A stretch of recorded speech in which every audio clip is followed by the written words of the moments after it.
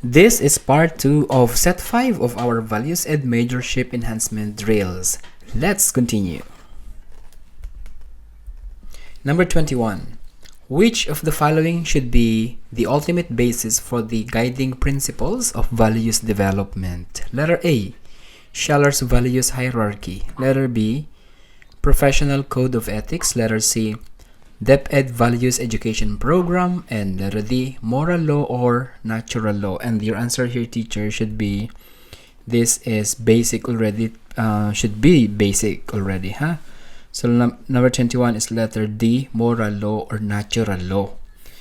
Ang moral law or natural law, they are rooted in objective truth and universal principles, and provides the foundation for values that transcend individual, cultural, or temporal perspectives. St. Thomas Aquinas posited that natural law is right reason in action, and reflects God's eternal law. Yan, natural law yan. Yung option A, Values Hierarchy by Scheller, it emphasizes the ranking of values and it lacks universality. Yung Professional Codes of Ethics naman, yung letter B, at saka yung DepEd program, the context, these are context specific and they are derived from broader moral principles. So mayroon pa silang mas may pinanggalingan, di ba? And that's the natural law. So imagine creating a school program encouraging honesty, and the ultimate justification would be moral law. The truth is inherently good, so rather than merely institutional guidelines. So ibig sabihin, yung mga law natin, mayroon pa silang may mas pinanggalingan pa sila, diba? Yung sa causality. So they are grounded on more universal. So number 21 is letter D. Number 22. What could be the best help for school-age children to develop their sense of competence and industry? Letter A. Don't reinforce every accomplishment. They may become dependent on reinforcements. Letter B. Give opportunity for work so they accomplish more. Letter C. Facilitate personal satisfaction and pride in their accomplishment. And letter D. Strict rules to follow for better accomplishments. So number 22. Ang sagot mo dapat dito is facilitate personal satisfaction and pride in their accomplishments. So kung may sagot ako previous sa ibang sets na letter B ang sinagot ko doon, please follow this recent set. So number 22 is letter C. According to Erickson's theory of psychosocial development, school-aged children 6 to 12 years navigate the industry versus inferiority stage. So success builds competence, whereas failure fosters inferiority, diba? So allowing students to feel pride fosters intrinsic motivation. So kaya ang sagot natin dito is yung letter C. So my apologies for answering previously the letter B. So I was not able to ground this to on the principle and the theory of Erickson's psychosocial development. So yung letter B encourages opportunities, but they must lead to meaningful achievement. Yung option A, risk detachment, and yung option D naman, it might stifle creativity pag strict yung rule. So number 22 is letter C. Number 23. In the study of Filipino personality, these are highly valued traits that are found among Filipinos. The EDSA event that dislodged the dictator affirms the Filipino values of letter A. And number 1, shared identity. Number 2, shared feeling. Number 3, extreme personalism. So ito yung options: A, 1 and 2. B, 1 and 3. Letter C, 1, 2, and 3. And letter D, 2 and 3. So your answer here should be shared identity and shared feeling. Letter A, 1 and 2. Yung EDSA, it demonstrated bayanihan, yung communal unity nating mga Pilipino, ng mga magulang natin, yung mga ninuno natin. Ewan kung buhay ka na noong 1986. So, other than bayanihan, it also demonstrated pakikiramay, yung empathy. Yung number 3 kasi, extreme personalism, is a Filipino trait. Yes, it is. But it's not affirmed by a collective movement like EDSA, which thrives on community over personal concerns. So, ang sagot natin, number 23, is letter A.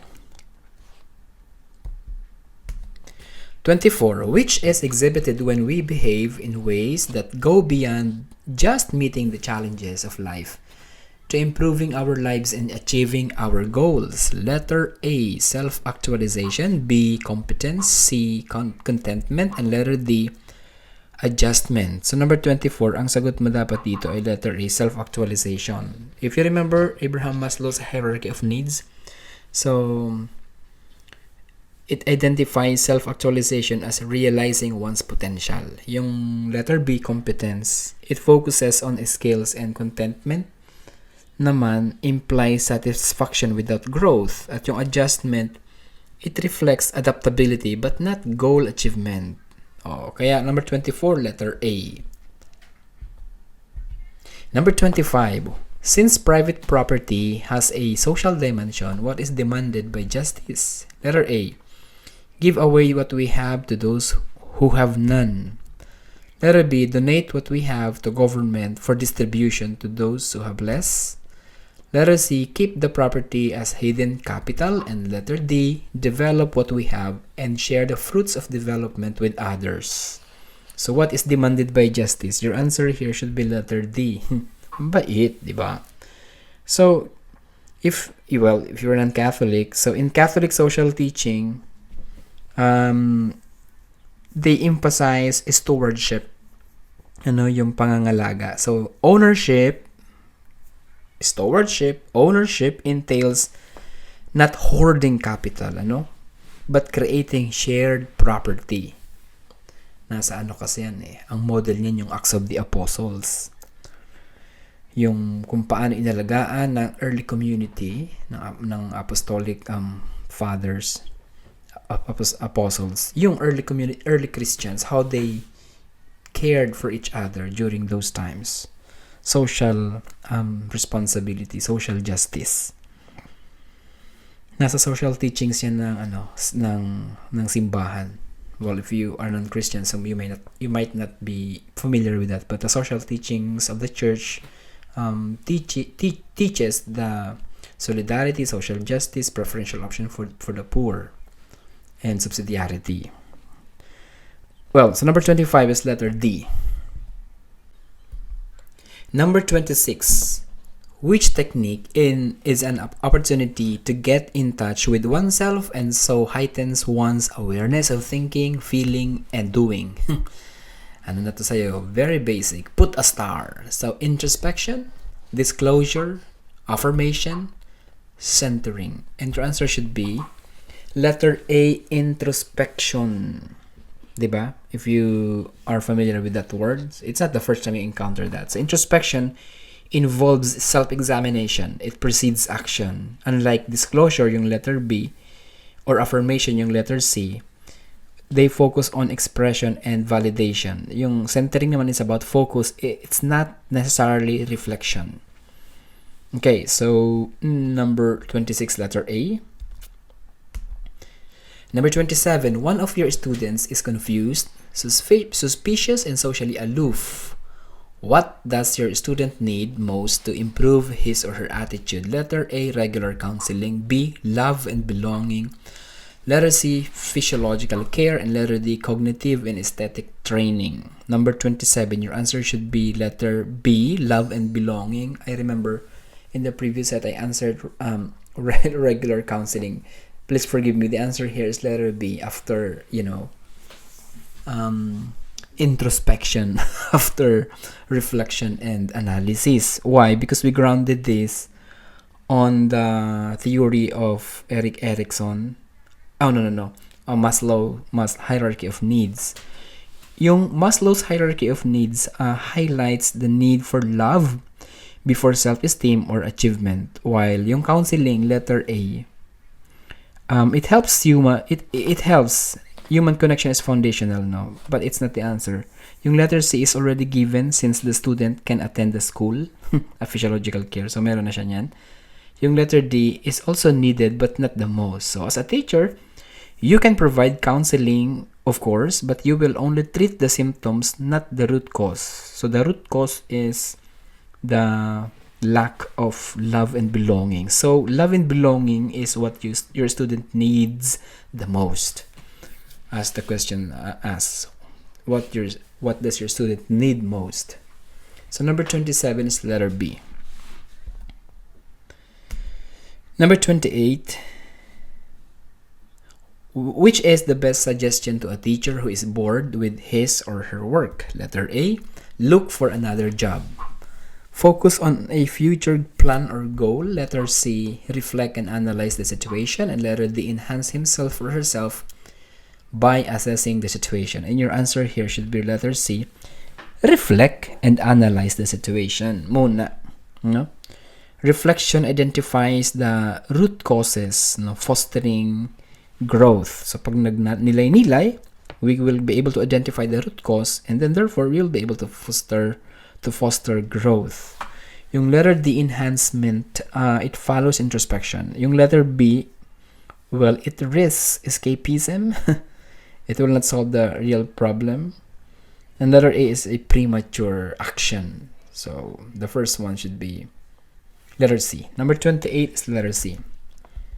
Number 29, to help the students face life's difficulties and trials, the students must be trained in the virtue of letter A, temperance, B, fortitude, C, prudence, letter D, justice. And your answer here should be letter B, fortitude. Pag sinabing fortitude, this is a cardinal virtue that builds resilience. Ano? Yung temperance, itong apat na to, ito yung 4 cardinal virtues. Yung temperance, it involves moderation. Yung control, self-control. Yung prudence naman is a sound judgment. Yung tamang pagpapasya. Prudent person. Prudence. May wisdom. Yung justice, it refers to fairness, meaning giving someone what is due to him or her. So number 29 is fortitude. Number 30, which of the following is true of the development of persons? Letter A, all persons are endowed with the same amount of gift for development. Letter B, development is never ending. Letter C, human development is a process as an end. And letter D, development of persons to the fullest is attainable on earth. What's your answer, teacher? Your answer here should be letter B, development is never ending. Human development is a lifelong process. Take note of that. We only finish when we are inside the coffin. So Erik Erikson's psychosocial theory, if you remember, emphasizes the growth and challenges that occur throughout all ages or all stages of life. Diba? From infancy to late adulthood, meron tayong mga crisis dyan na kinakaharap. So, ang development is never ending. Yung letter A, all persons are endowed with the same amount of gift for development. So, this contradicts letter A, as not all individuals have equal abilities but can still grow uniquely.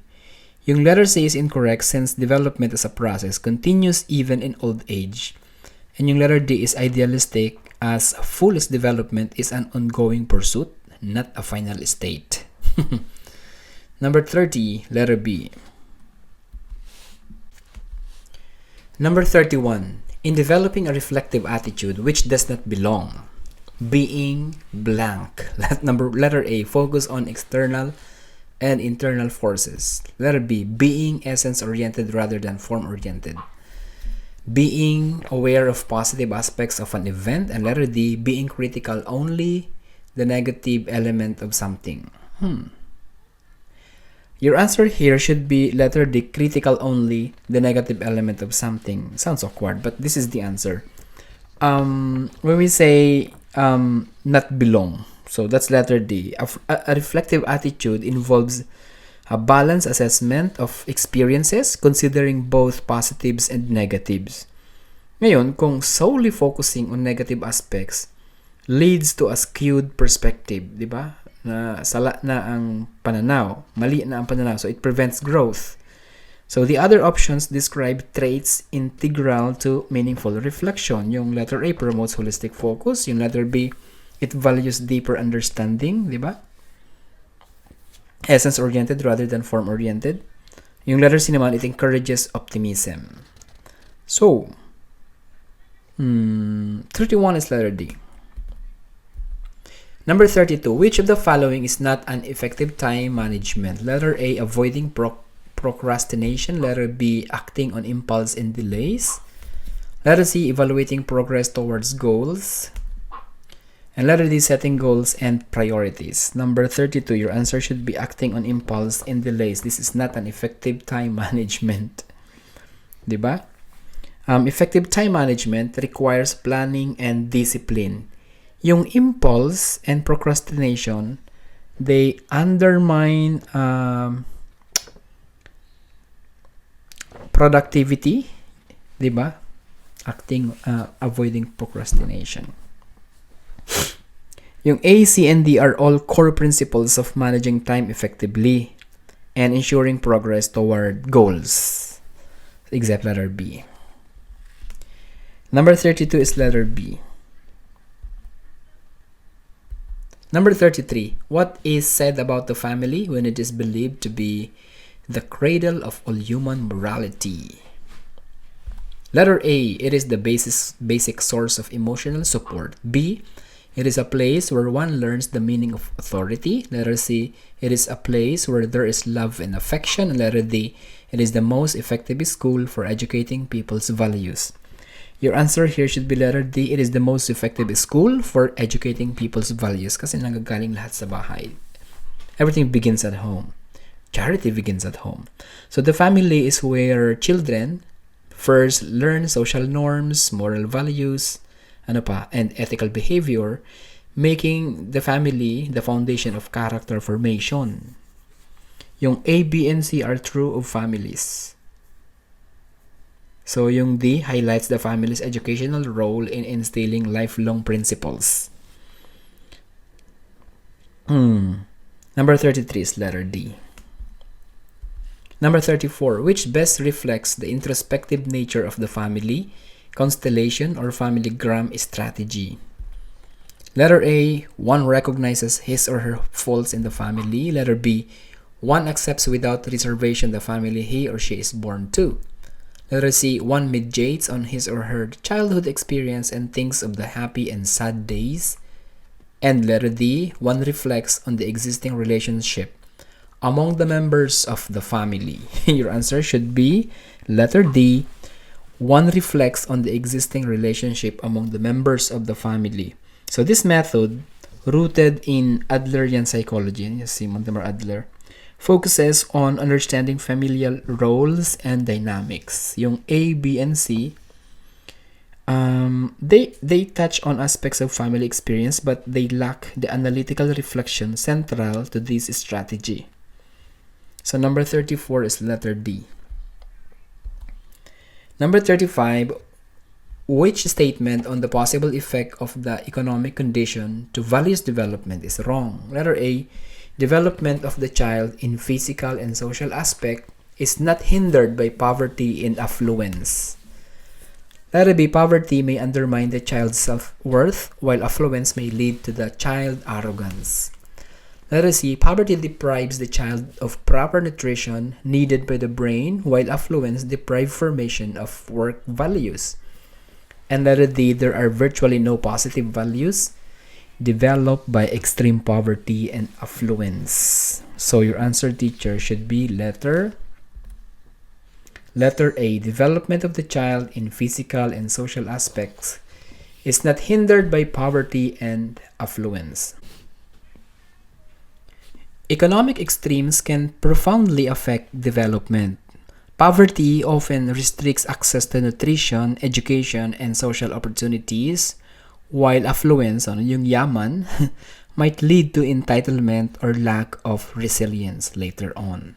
So yung option B, C, and D, they accurately describe these dynamics. Yung option D is a good distractor, but the best answer is letter A.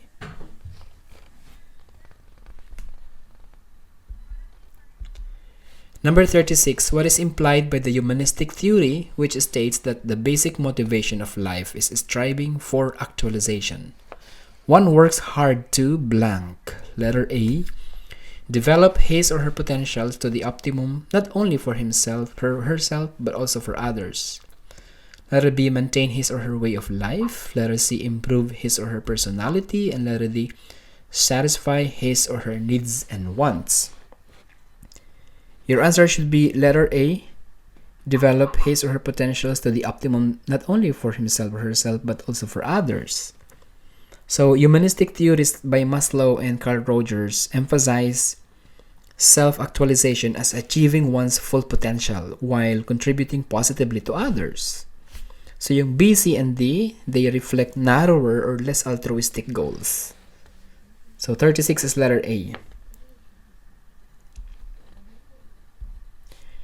Number 37, what does the Johari window not do for you in the process of introspection? Letter A, it allows you to discover what is in store for you in the fourth window called the dark area. Letter B, it helps you examine yourself with respect to others' expectation. Letter D, C, it validates your knowledge about yourself against others' perceptions. And letter D, it projects through a window what you think others should think about you. So, I also correct my answer here. I rectify. So, the answer here should be letter D. Sinagot ko kasi sa previous set is letter A, but after analysis, so it should be letter D. It projects through a window what you think others should think about you. It doesn't not do for you in the process of introspection. Ano? So, the Johari window, if you are, maybe you're familiar with that, is a psychological tool developed by Joseph Luft and Harrington Ingham. And this is designed to help individuals to understand their relationship with themselves and others. It consists of 4 quadrants, 1, 2, 3, 4, representing different aspects of self-awareness and interpersonal relationships. Meron tayong tinatawag na open area. Ito yung known to self and to others. Yung hidden area, this is known to self but not to others. Now, yun namang blind area, this is known to others but not to you. Yung dark area is unknown to both yourself and others. So, the Johari window is primarily a tool for self-awareness and introspection, focusing on bridging the gaps between these areas, yung 4 areas, through communication, feedback, and self-discovery. So, the goal is to foster better understanding and alignment between self-perception and others' perceptions of you. Now, why the correct answer is D? Well, the Johari window does not involve projecting what you think others should think about you. This is antithetical to its purpose, which is to facilitate authenticity and openness, diba, sa relationship. It's not manipulating others' perceptions. So the Johari window is about discovering truths, not imposing expectations. Yung option A, the dark area, represents aspects of yourself that are unknown to both you and others. Well, while the Johari window does not fully discover this area, it recognizes its existence. So, meron ganito, nag-i-exist talaga yung dark area. And it encourages us to explore and grow over time. Yung letter B naman, the process of self-discovery in the Johari window includes examining yourself in light of how others perceive you or expects you to be, particularly in the blind area, which reveals discrepancies between your self-perception and others' feedback. Yung letter C, the Johari window inherently validates your knowledge of self against others' perception by encouraging feedback and sharing. So, for example, a person might believe they are approachable, but feedback might reveal they come across as intimidating. So it illuminates our blind area. So the answer here, number 37, is letter D. Number 38. What is best for a frustrated teacher to do to evaluate his beliefs and values? Letter A, affirmation. Letter B, introspection. Letter C, feedback. And letter D, self-disclosure. Your answer should be letter B, introspection. So parang given na yan. Pag nakita mo yung sagot na yan, parang, uy, parang 90%, yun na yun yung sagot. But anyway, magbasa pa rin. So introspection, as I've said, it enables self-assessment and clarity in beliefs, and it addresses frustrations usually. A, C, and D are helpful but secondary to self-reflection. So 38, letter B. Number 39. Which of the following shows being matiisin as a weakness of the Filipino? Letter A, Filipinos are hardworking yet passive. Letter B, Filipinos are capable of working long hours. Letter C, Filipinos have a high tolerance for inefficiency and have accepted it as a normal part of daily life. And letter D, Filipinos are daring and caring. Number 39, your answer should be letter C, high tolerance for inefficiency and accepting it as normal. Di ba parang, bahala na, siya na yan. Ganyan talaga. So, while resilience is a strength, di ba? Matiisin, resilience is a strength. Tolerating inefficiency leads to complacency. Pag tinolerate na natin yung mga sistema sa ating bansa na nakakataas ng kilay. Yung A and B, they highlight strengths, and letter D doesn't reflect passivity. Diba? So,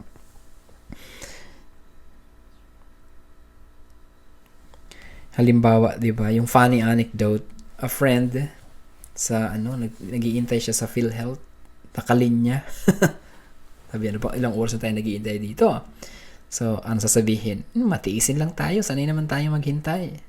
Pero sabi ko, maybe we could improve the system. Kasi we tolerate na walang nagrereklamo. So, parang normal na siya. Anyway, number 39 is letter C. Number 40, respect for family members is always identified as a positive Filipino trait. Filipino behavior is best exemplified by this characteristic. Letter A, asking permission from elders when going out somewhere. Kissing the hands of the elders during the Angelus. Letter C, depending on elders for major decision making. And letter D, married children staying in the abode of their parents. Your answer should be asking permission from elders when going out somewhere. Seeking permission signifies respect and acknowledgement of authority. Yung B, C, and D, they represent related behaviors but are not directly related. Do not highlight respect as clearly as A. So yung option D is good distractor since we normally seek guidance when we make decisions. So however, depending on elders for major decisions in our lives shows our lack of maturity. Yes, we can seek guidance, but we should not depend on them. So we should make major decisions for ourselves and face their consequences head on. Taas noo kung ano resulta. So number 40 is letter A. And that's the part 2 of set 5 of our values and majorship enhancement drills. Let's continue in the next video.